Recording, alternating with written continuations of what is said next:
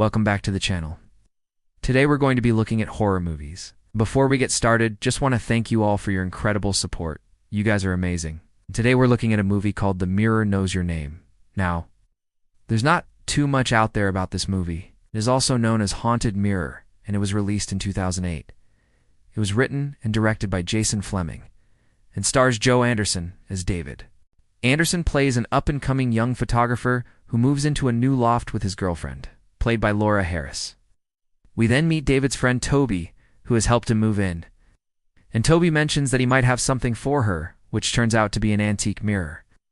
But this mirror isn't any old mirror. It's one of those mirrors where if you stand in front of it and turn around, your reflection doesn't. They can sense that something's wrong with this mirror, and they decide to leave it behind. But later, after they've left, you see a figure emerge from behind it. David and Emma settle into their new home, and everything seems fine until strange things begin happening. Photographs start appearing on the walls, and it's clear they were taken by David, but he can't remember taking them.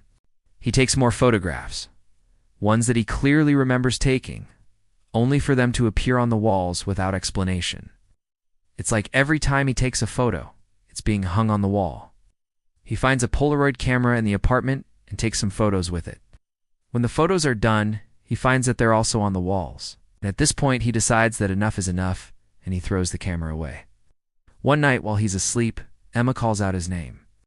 He wakes up and goes to check on her, but everything is okay.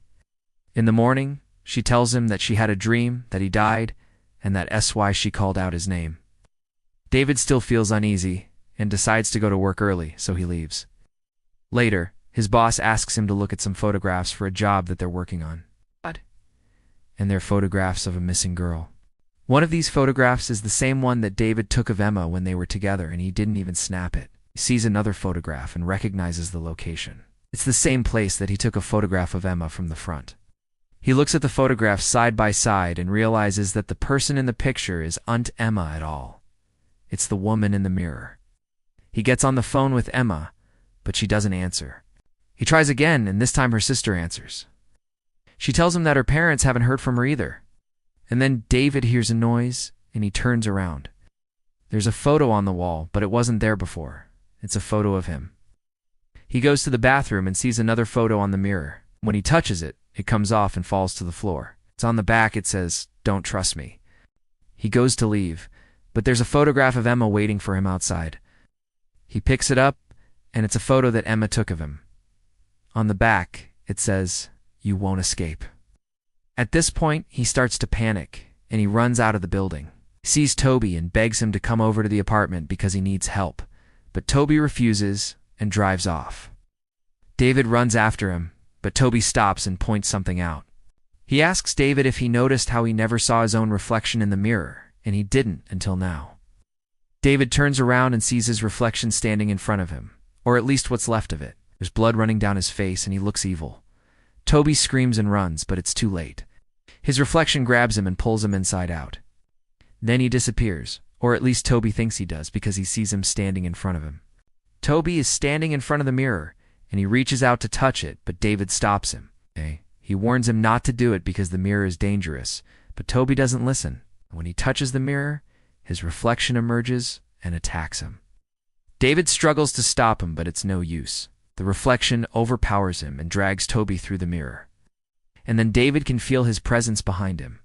He turns around, but his reflection is gone. Doesn't know what to do, so he leaves the room. As he's walking away, he hears his own voice saying, "Soon we'll be together." And when he turns around, he sees his reflection right behind him. Tries to run, but it's too late.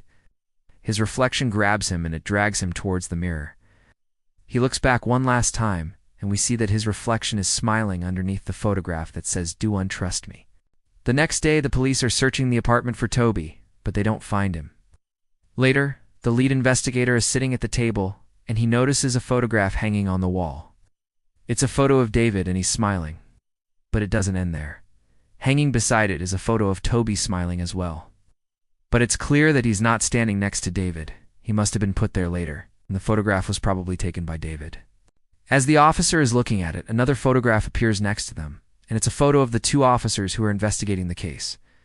And on the back, written in the same handwriting, it says, "Soon you'll be mine." So the story is over, or at least it seems to be.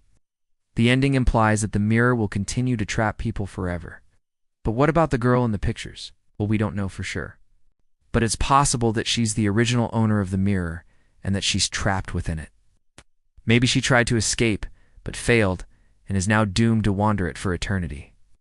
Or maybe she was never real to begin with. After all, we never see her in the mirror, just her image. Now, if you think about it, this movie's kind of like Bloody Mary. Bloody Mary stalks her victims and appears in mirrors, but she usually gets pulled into our world. In this movie, it's the opposite. The victims are pulled into the mirror's world, and they can't escape. Instead, they're trapped there forever. Another thing that I found interesting was the fact that the mirror wasn't haunted by a woman. Usually when we see a haunted mirror, it's a woman who haunts it, like in the movie Oculurus. But in this movie, it's unknown.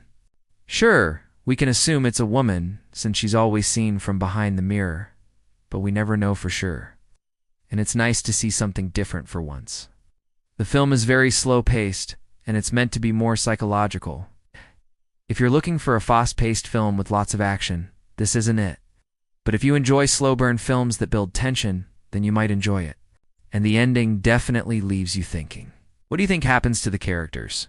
Let me know in the comments below. Thanks for watching. I hope you enjoyed the video. If you did, please hit the thumbs up button. If you haven't already, then consider subscribing. I will see you on the next one. Till then, remember, John shot first.